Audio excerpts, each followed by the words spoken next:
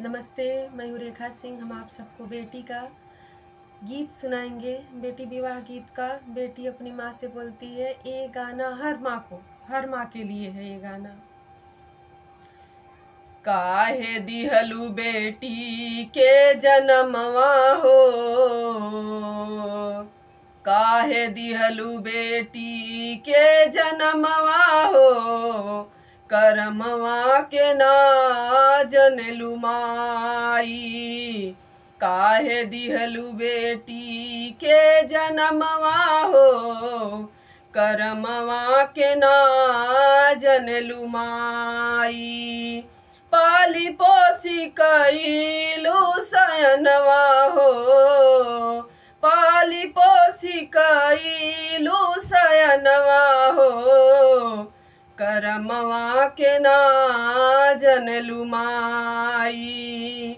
काहे दिहलु बेटी के जनमवा हो, करमवा के ना जनलु माई। नवा महीना माई रखलू गर्भ में, नवा महीना माई रखलू गर्भ में।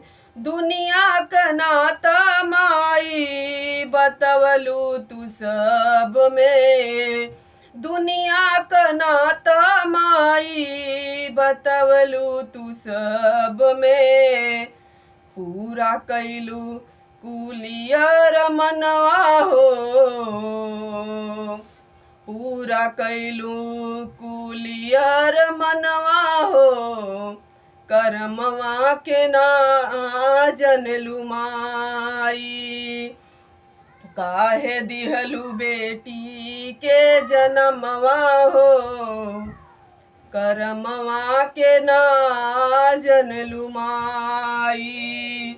भेज दिहलु अपना परनवा हो, करमवा के ना जनलु माई।